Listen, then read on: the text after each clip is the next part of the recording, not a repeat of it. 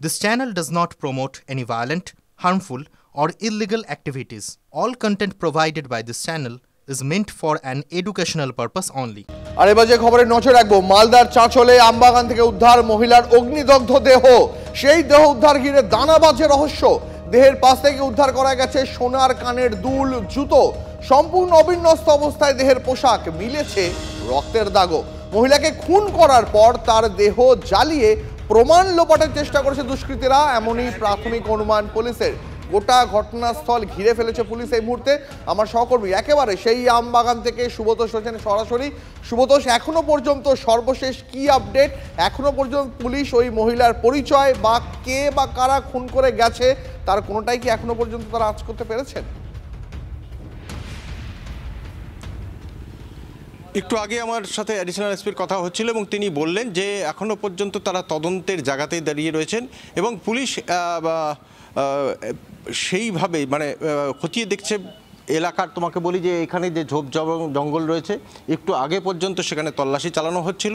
পেছনে যে ডোবা রয়েছে, জলাশয় রয়েছে, সেই জলাশয়ে জাল ফেলে নমুনা সংগ্রহের চেষ্টা করা হয়েছে এবং একই সাথে জঙ্গলের ভেতর থেকে একটা চাকু পাওয়া গেছে, কিন্তু মহিলার পরিচয় এখনো পর্যন্ত মেলেনি এবং সেইটার সূত্র ধরেই বা একই সাথে কারা সেই সমস্ত দুষ্কৃতীদের যে পরিচয় সেটাও কিন্তু পাওয়া যাচ্ছে না। কারণ ইতিমধ্যেই পুলিশ সূত্র বলছে যে সিসিটিভি ফুটেজ খতিয়ে দেখা হচ্ছে। সিসিটিভি ফুটেজ তোমার এই এলাকাটা যেহেতু বাগান হলেও এখানে কিন্তু আশেপাশেই মানুষের জনবসতি রয়েছে এবং এই 50 মিটারও নয়। এই তোমাকে দেখাই, এই যে দেওয়ালটা রয়েছে, দেওয়ালের ওপারেই যে সাদা বিল্ডিং, সেটা কিন্তু ব্লক অফিস, চাঁচল 2 নম্বর ব্লকের অফিস। বিডিও ওখানে বসেন এবং এর পাশাপাশি এখানে রয়েছে, তার পাশেই দেখাই তোমাকে দ্বীপ, যে এখানে যে ধান ক্রয় কেন্দ্র চলছে, সরকারি যে কেন্দ্র হয় সেই ধান ক্রয় কেন্দ্র, এবং সেখানে ধান কেনা হচ্ছে। তারা যে সমস্ত শ্রমিক থেকে শুরু করে, চাষি থেকে শুরু করে সরকারি কর্মচারী, তার যে এলাকায় এটা হয়েছে সেই এলাকা তো যথেষ্ট আমি তোমাকে বলছি নিরাপত্তা থাকা উচিত, কারণ বিডিও বসেন, কাছেই ধান বিক্রয় কেন্দ্র রয়েছে। এমন তো না যে এটা কোনো একটা একেবারে পরিত্যক্ত বাগান। একেবারে যে আম বাগানে তুমি ছবিটা দেখাচ্ছ এই মুহূর্তে, তার চারপাশে তো যথেষ্ট কাজকর্ম হয়, প্রশাসনিক তৎপরতা থাকে। হ্যাঁ, একদমই তাই। কারণ এখানে এই বাগানটা হচ্ছে, কিছুটা জায়গায় বাগান রয়েছে এবং তার আশেপাশে ঘর বাড়ি রয়েছে এবং ধানের ক্রয় কেন্দ্র রয়েছে। বিডিও নিজে বলছেন যে তিনি নিয়মিতভাবে ভোরবেলায় মর্নিং ওয়াক করতে বেরোন এবং আমার সঙ্গে থাকো, আমি তোমার কাছে আবারও আসবো। তবে এই যে তুমি বললে পুলিশ গোটা এলাকা ঘিরে ফেলেছে, এমনকি পুকুরে ডুবুরি নামেও তল্লাশি চলছে, পুলিশ কি বললো শোনাই আপনাদের। অজ্ঞাত পরিচয় মহিলা, ওর প্রায় গোটা দেহই পুড়ে গেছে, শুধু পা দেখা যাচ্ছিল, বাকি শরীর চেনা যাচ্ছে না।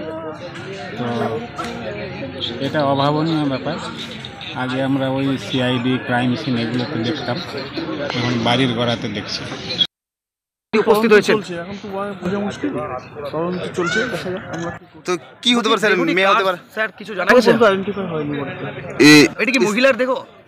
সেটাও এখন কনফার্ম নয়, আমরা পাঠিয়েছি হসপিটালে। স্থানীয় কেউ কি হতে পারে স্যার? দেখা যাক এখন। স্থানীয়দের বক্তব্য শোনালাম, পুলিশের বক্তব্য শোনালাম। সুব্রতোষ, আরও একবার তোমার কাছে জানতে চাইবো, এই মুহূর্তে এখন পুলিশ কি করছে এলাকায়? দেখো, এখন এই মুহূর্তে কর্ডন করে রাখা হয়েছে জায়গাটা। তোমাকে দেখায় যে সেই পোড়া খড়গুলো রয়েছে এবং সবচেয়ে বড় বিষয়, যে খড়গুলো সংগ্রহ করা হয়েছে তা হচ্ছে তার ডান দিকেই, কারণ এখানে ধান মাড়াই হচ্ছিল, ধান ঝাড়াই করে সেই তারপরে খড়গুলো ফেলে রাখা হয়, সেই খড়গুলোই তুলে এনে কিন্তু জ্বালানো হয়েছে। এর সবচেয়ে বড় বিষয় যে শুধু খড় নয়, যে পরিমাণ খড় দিয়ে দেওয়া হয়েছে, জ্বালানো হয়েছে, সেটা কিন্তু তাতে কোনো মৃতদেহ জ্বলে যেতে পারে না। তার মানে সেখানে এমন কোনো কিছু, সে কেরোসিন তেলই হোক বা অন্য কোনো রাসায়নিক কিছু হোক, যা দিয়ে তাকে কিন্তু জ্বালানো হয়েছে, এটা স্পষ্ট। একই সাথে এই এলাকাতে দিয়ে যারা যে সমস্ত লোকজন গেছে বা স্থানীয়রা যায়, তারা কালকে রাত 10টা, 11টা, 12টা অবধি কিন্তু এখান দিয়ে যাতায়াত করেছে মানুষ, তারাও তেমন কিছু দেখেননি। এবং সবচেয়ে বড় বিষয় দ্বীপ, যে আজকে সকালেও সেই দেহ থেকে কিন্তু আগুনের শিখা দেখা গেছে, ধোঁয়া উঠতে দেখা গেছে। মানে অন্তত গভীর রাতে বা ভোর রাতে কেউ ওই দেহ ওখানে ফেলে গেছে, এমনটা তো আঁচ করাই যায়। সুব্রতোষ, আমাদের সঙ্গে থাকো। তবে এই যে দেহ, সেই দেহটা কার, কোন মহিলা, তার পরিচয় কি, তা এখনো পরিষ্কার না হলেও আশেপাশের বেশ কয়েকটি এলাকা থেকে কয়েকজন মহিলা যারা এই সাম্প্রতিক সময় নিখোঁজ হয়েছেন তাদের পরিবার এই পোড়া দেহ দেখে তারা ছুটে এসেছিল। সেই পরিবারের যে আতঙ্ক, সেই পরিবারগুলোর মনের মধ্যে যে ভয় কীভাবে প্রকাশ্যে এসেছে শুনুন একবার। এটা স্পষ্ট হয়ে গিয়েছে যে সেই দেহটি মহিলার দেহ, এটা কিন্তু পুলিশের কাছে এটা স্পষ্ট। তবে এই মুহূর্তে যেটা একেবারে প্রথম আমরা ব্রেক করছি যে এই এলাকার যে মানে চাঁচলের জালালপুর বলে একটি গ্রাম রয়েছে, সেই জালালপুর গ্রামের বছর 18-র একটি মেয়ে গত 24 তারিখ থেকে নিখোঁজ এবং তাকে পাওয়া যাচ্ছে না, এবং তারাও কিন্তু আতঙ্কে ছুটে এসেছেন এই খবর দেখার পরে যে এই মেয়ে তাদের মেয়ে নয় তো, ওই মেয়ের জন্য এসেছে, মেয়ের খোঁজ করতে এসেছেন। মেয়ের খোঁজ করতে। আপনারা কবে থানায় জানিয়েছিলেন? থানা আজকে জানিয়েছেন। হ্যাঁ। এবার 24 তারিখ থেকে যে নিখোঁজ, আপনারা খোঁজ খবর করেছিলেন? হ্যাঁ, সব জায়গা ঢুঁড়েছি, কুটুম বাড়ি ঢুঁড়নু, মেলে কুটুম আছে, কুটুমের বাড়ি ঢুঁড়নু, আর অন্য অন্য জায়গা ঢুঁড়লাম, পেলাম না, তখন থানাতে তখন এলাম। এখানে এসে পুলিশ আপনাদের কি বললো? আমরা কি এখানে কি করে আইলাম যে দেখি এখানে যদি কেউ মেরে টেরে থাকে তো যদি নিজের মেয়েটে হয় তো দেখবো কি নিয়ে যাবো, এটার জন্য আমরা এসেছি। তো দূর হবে আপনাদের গ্রাম? আমাদের গ্রাম 4 কিলোমিটার। হ্যাঁ, এখান থেকে 4 কিলোমিটার। এখান থেকে 4 কিলোমিটার। আচ্ছা, আপনারা বিভিন্ন জায়গায় খোঁজ করেছেন? আমরা বিভিন্ন জায়গায় খোঁজ করেছি। এখন পুলিশ কি বললো? এখন আমরা পুলিশ বললো যে যান থানাতে যান, থানাতে যে এটা অভিযোগ জানান। আমরা তো থানা গেছিলাম, অভিযোগ জানিয়ে আসলাম, হসপিটাল গেছিলাম, হসপিটালও বললো যে না দেখানো যাবে না নার্স, দিয়ে আমরাকে দেখানো দিল না, দিয়ে আমরা ঘুরে চলে আসলাম। ওইখানে ওদের কাছে যে চটি পাওয়া গেছে, কাপড় পাওয়া গেছে বা দুল পাওয়া গেছে, সেইগুলো কি আপনাদের দেখিয়েছে? না, ওগুলো আমরাকে দেখাইনি, ওটা দেখাইনি। কি বলছে ওগুলো নিয়ে? ওগুলো বলছে যে এখন পরে হবে, পরে এখন যাবে মালদা থেকে আসবে, এসে তখন দেখানো যাবে। তো তার মানে ওনারা নিজের মেয়ের খোঁজে ঘটনাস্থলে চলে আসছেন। গত 24 তারিখ থেকে সেই মেয়ে নিখোঁজ রয়েছে, বছর 18-র মেয়ে, এবং তার পাশের গ্রামেই এই ঘটনা 24 তারিখে হয়েছে, এবং আজকে আবার সেই মালতীপুর এবং জালালপুরের মধ্যে মাত্র দূরত্ব হচ্ছে 4 কিলোমিটার। এই 4 কিলোমিটারের মধ্যে সেখানে বাগানে আরও একটা অগ্নিদগ্ধ অবস্থায় দেহ মিলল। তার মানে একটি আমবাগানে যেখানে একটি দগ্ধ দেহ পড়ে রয়েছে, তারই আশেপাশে আরও এক মহিলা, সে এখনো নিখোঁজ রয়েছে। এই গোটা ঘটনায় স্থানীয় মানুষ তারা কতটা আতঙ্কে রয়েছেন দেখুন একবার। হয়তো এটা লাগবেই, যেহেতু একটা বাড়ির সামনে এরকম একটা মেয়ের হয়ে গেল, আজকে ওর হলো, আবার ওর জায়গায় যদি কালকে যদি আমরা থাকি, কোথাও থেকে যদি আসে, আমাদের উপরেও তো অ্যাটাক হতে পারে, তখন আমরা কি করব? ভয় তো অবশ্যই লাগবে, আতঙ্কে কোনোদিন জীবনে হয়নি, এত বড় হয়ে দেখিনি, আতঙ্ক হচ্ছে স্যার। এটা না, এরকমভাবে মেয়ে না এরপরে অত্যাচার মা বোন আমরা রাস্তা চলতে পারবো না, কোনো সময় গুণ আমরা থাকলাম না বাড়িতে, আমরা চাষি মানুষ কাজ করতে যাই, এখন আমার মা বোন ভাই ভাতিজি সবই আছে বাড়িতে, এখন কোনো গেলে আমাদের তো জানে ভয় লাগবে স্যার। এখানে এইগুলো জিনিস হওয়া কিন্তু ঠিক না। কিছু একটা হয়েছিল, হ্যাঁ আতঙ্কে আমরা, কিন্তু আসলে আমার যেটা মনে হয় যে সেটা হয়তো এলাকার মধ্যেই নেই, বাইরের কথা হতে পারে। আতঙ্কে আছি।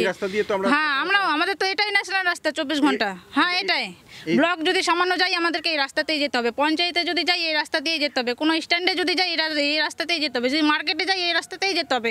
তাহলে এই রাস্তাতে যদি এরকম সমস্যা যদি হয়, তাহলে আমরা একটা মেয়েরা তাহলে কিভাবে যাব? আপনারা জানেন আগামী সোমবার সন্দেশখালী যাচ্ছেন মুখ্যমন্ত্রী মমতা বন্দ্যোপাধ্যায়। শাহজাহান শিবুদের দাপট বর্তমানে না থাকলেও এখনো কিন্তু ভয়ে সিঁটিয়ে রয়েছেন সন্দেশখালীর বাসিন্দাদের একাংশ। শাহজাহান শিবু হাজাদের রাজত্ব না থাকলেও উঠছে মিথ্যে মামলায় ফাঁসিয়ে দেওয়ার অভিযোগ। প্রতিবাদ করলেই বাড়িতে নাকি চলে আসে পুলিশের চিঠি, আর তাই ভয়ে মুখে কুলুপ সন্দেশখালীর বাসিন্দাদের। আবাসের ঘর নিয়েও ব্যাপক দুর্নীতির অভিযোগ। তৃণমূল কর্মীরাই নাকি আবাসের বাড়ি পাচ্ছেন, বঞ্চিত হচ্ছেন যোগ্য প্রাপকরা। মুখ্যমন্ত্রীর কাছে আবাসের বাড়ির দাবি জানাবেন বলছেন সন্দেশখালীর স্থানীয় বাসিন্দারা। আপনাদের সমস্যা আছে কিছু দিদিমণি, মুখ্যমন্ত্রী আসছেন আপনাদের বাড়ির কাছে?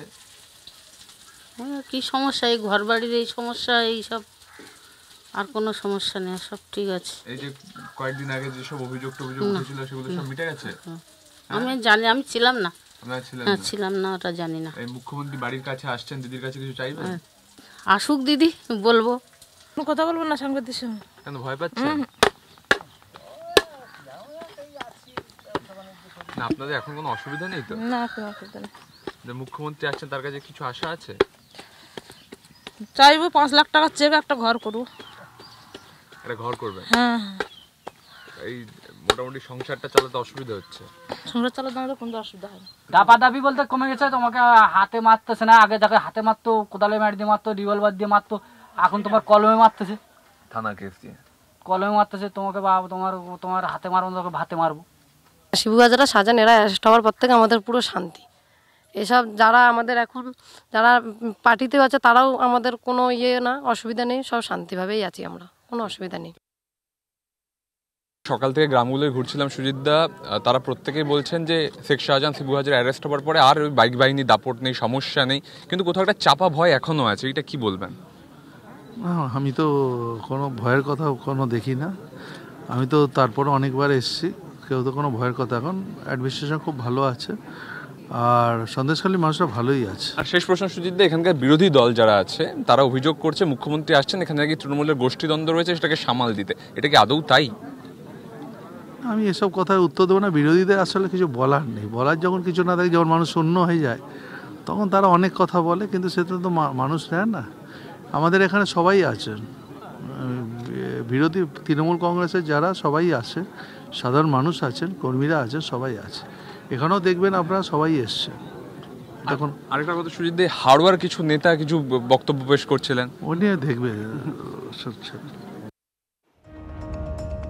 মন্ত্রী সুজিত বসু তিনি মানতে নারাজ যে সন্দেশখালীতে গোষ্ঠী কোন্দল রয়েছে, কিন্তু সন্দেশখালী স্থানীয় বিধায়ক সুকুমার মাহাতো তার মন্তব্য তৃণমূল বড় পরিবার, সেখানে ঝগড়া হতেই পারে, কোনো সমস্যা থাকলে তা মিটিয়ে নেওয়া হবে।